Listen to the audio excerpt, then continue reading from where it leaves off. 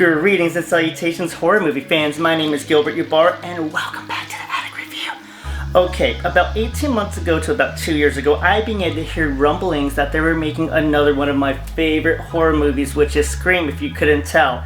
Okay, that movie changed my life, and so I was very, very excited, but equal parts very scared, because once you go past a trilogy and a franchise, once you get into 4 or 5 of the installations, you become dangerously close to becoming a mockery of yourself. Okay, let's look at Friday the 13th, because at first Jason is just all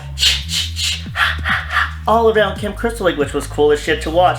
But then later on, like by part 10, we see him doing that same shit but no echoes. You know why? Because he's in fucking space. How ridiculous is that?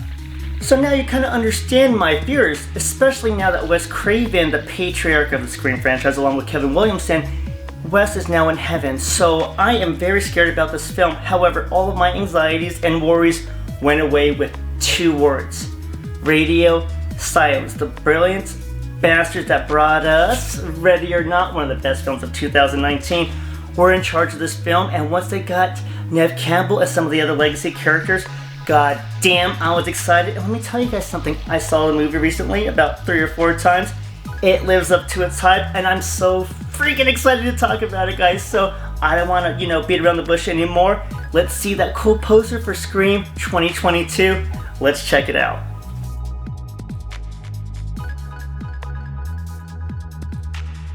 Alright, did you like that poster as much as I did? Because I loved it! The whole 80s feel to it, and the tagline of "The killer is on this poster," I love it because it adds to the whodunit aspect of the film that is often overlooked in this franchise. So going forward now, we have Radio Silence giving us Scream 5 essentially. Now this movie is not a traditional remake, sequel, or reboot. It is a requel, a term that they later better defined for us in the movie. Okay, you guys got that? We are dealing with a requel, a new kind of film that I am enjoying because we saw that in Star Wars Episode 7, Jurassic World, so I'm a big fan of these types of movies. Radio Silence delivers Scream 2022 in this fashion, and I want to talk about this film in the 3 acts as I saw them broken down. I want to talk about some of the Easter eggs because it's too much for this particular review, and I don't want to give away too many spoilers, so I will save that for another segment. But I'll go over some of the Easter eggs because there's one in particular that blows my mind and I have to share with you. But without further ado, let's talk about the 3 acts, what I liked about each one of them, what I didn't like, and just overall how great this requel is. So without further ado, let's talk about the first act of Scream 2022. Let's go.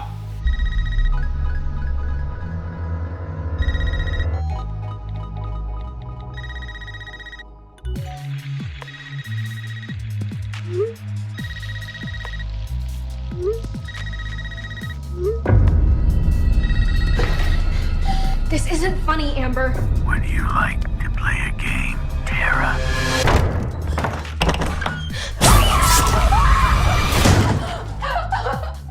Alrighty, so we began with our usual ring ring, and we are taking back to, it looks like the 1996 opening of Scream.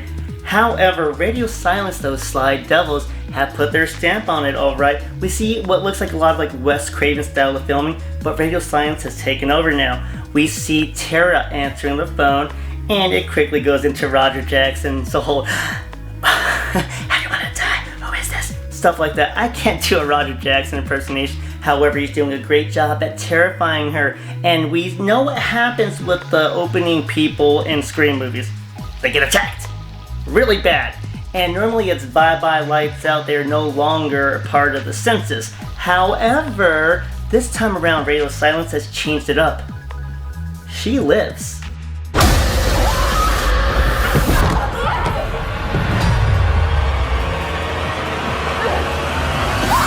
Woohoo! Surprise Tara, because no one ever survives the opening sequence, so hats off to you. And for Radio Silence for keeping us off of our trail. We thought you had us this way and you went that way, so Tara lives. Okay, now she lives to tell big sister Sam. Sam lives in another town outside of Woodsboro. Why? Sam's got a horrible, horrible secret that ties her to this attack, and unfortunately now, because of the attack, her and her charming motherfucking boyfriend Richie gotta go back to Woodsboro to sort this shit out. And again, borrowing from 1996, we are about to be introduced to our new group of suspects. Of course, it's a circle of friends because anytime Ghostface attacks anyone in this fucking franchise, there's usually a connection to the group of friends. And what did Randy say about this? Randy, what'd you say? A very simple formula. Everybody's a suspect. You are goddamn right, everybody's a suspect. And let's take a look at this good-looking new cast. Let's check them out. Has a friend group that the killer is a part of.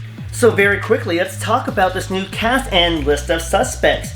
In the group, we have, let's see here, we've got the twins. We've got Chad and Mindy, who have a connection to Randy. All right, that's amazing. Besides the extremely charismatic twins, we also have Chad's girlfriend, Liv. We've got Tara, who is an extremely close friend of Amber, and the Frosted Tips Wes, which is an obvious reference to our guy, Wes Craven. Now, Wes is also the son of, if you remember her from Part 4, Deputy Judy, and she is now Sheriff Judy, and my goodness, she's going to need as much help as she can get with Woodsboro because things are about to go down in a horrible, horrible way. And I say horrible way because my goodness, shit is about to go down. We have a town sleazeball. He's gonna get attacked, and it's a really cool scene. Wow.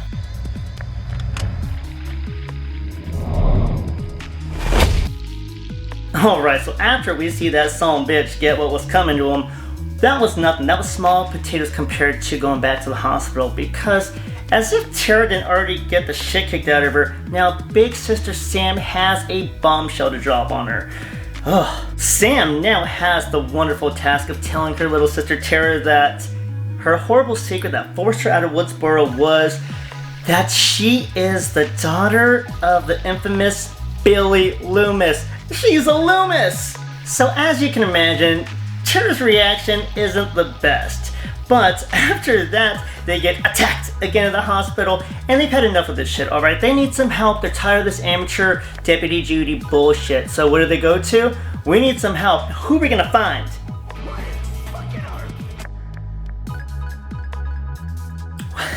You're goddamn right. Sheriff Riley! However, this is not the same Dewey Riley from Part 4, alright? Marriage is falling apart. The town has chewed him up, spit him out. He's forced into retirement. Living the alcoholic lifestyle, it's not a pretty picture for our boy Dewey. Now, to add to all that depression that he's living through, now he has two kids that are saying, A, she's the daughter of the serial killer that was trying to kill him, and B, they need his help again, alright? And my man is tired. He's been stabbed up, beaten up. He doesn't want any more of this, but deep down, he knows he cannot turn his back on Woodsboro. And after making a call and showing us glimpses of the Sidney Prescott, we see that Sydney doesn't want to return, good for her, but Sheriff Riley knows what he has to do. And we're getting ready to go into Act 2. But before we get into Act 2, really quickly, I loved the first act. Nice pace that was set and unbelievable little Easter eggs left and right. You can see Elm Street as they pass by through the town. You can see Chad's jacket. If you see Chad's jacket, who does that remind you of, alright? And I love how Sheriff Riley broke down the new rules in the requel because his friend Randy's still not around to tell these stories, so Sheriff Riley's passing around knowledge, and so far in Act 1, they do a wonderful job of meshing the two worlds together. Now, let's get into Act 2! Scream fans, get ready for Act 2 because it is a doozy, and we started off with another beautiful callback to Scream 2. We see Riley joining the fight with Riley music. If you remember the music in Scream 2, the din din din din, I can't do it that well. However, we see Sheriff Riley joining the fight again to this music, and we begin to see the circle of friends now. We begin our whodunit. Okay, there is a lot to unpack here at the home of the twins. Did I mention that, yeah, they're the Meek twins, okay? We get to see Randy's sister as well, which I'm not gonna lie, brought some tears a little bit, but back to what's at hand. Because we have a killer to find, and everyone is like, oh shit, Sam is a Loomis. They find out her dark past, and now Mindy is laying down the rules of the new movie because this is not just the original. This isn't a sequel. This is a requel, which she breaks down perfectly with such enthusiasm that I want you guys to watch it. I'm not going to break down the rules of the requel, but she does a good job, and we understand that this is a different fight now. These killers aren't the same, and honestly, this new Ghostfaces, whatever, woo, they mean business, alright? And we're going to see why. I cannot say this enough, alright? Requel Ghostface is not fucking around, and that is shown here in this amazingly directed daytime scare and attack on prominent figures of the Woodsboro community. So again, I don't want to give away too many details because this daylight attack and scare is spectacular to watch, but I will say, keep your eyes open for Easter eggs and other nods to other films, and the patience that Radio Silence displays here is borderline insanity because you want to get scared, you're ready, they're amping you up, and they keep toying with you. But don't worry, you'll get yours because the brutality delivered in these scenes, woo, gets us ready to start wrapping up Act 2. But we have one more big surprise coming up. The attacks go down. Obviously, this is going to draw attention from everywhere, even Gale Weathers herself. And I'm going to say this right now, it was so, wow, overwhelming to see these two because they were married in real life, so seeing this actual emotion felt very genuine and just reminds you of why you love the Scream franchise. Woo, okay, I gotta take a breath for this moment because, guys, if you haven't seen the movie, don't watch this. This is gonna be laden with a lot of spoilers for about maybe the next minute or so.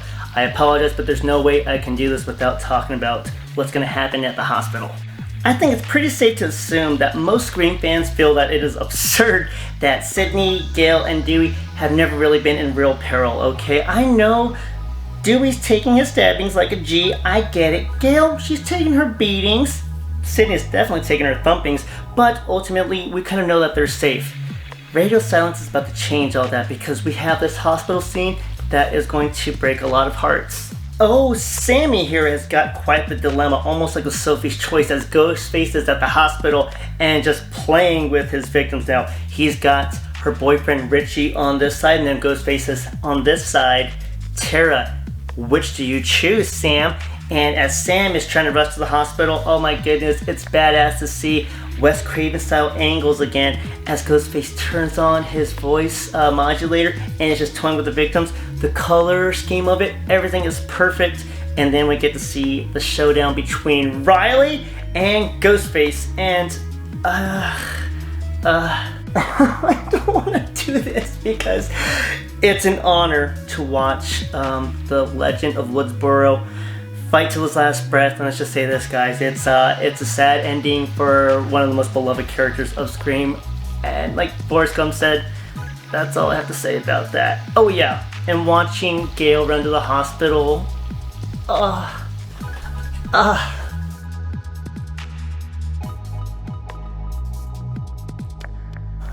for real, that shit really hurt watching Riley go out like that. However, as much as our insides all hurt, y'all, don't worry about it because a sleeping giant was fucking awoken, okay? The most badass final girl of all time, Sidney Prescott, is pissed, alright? She's mad, and guess what? She's coming back to Woodsboro, and what else?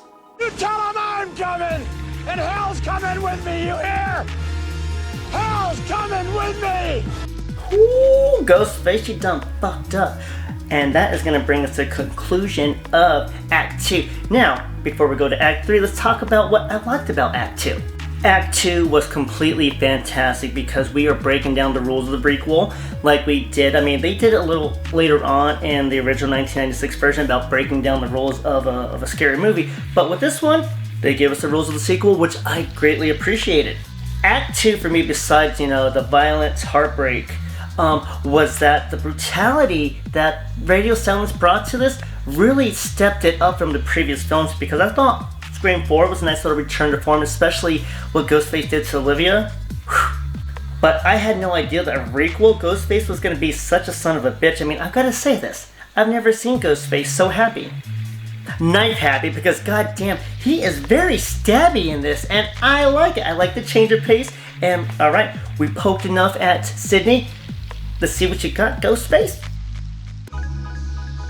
Act 3 starts with a surprisingly smart move. Sam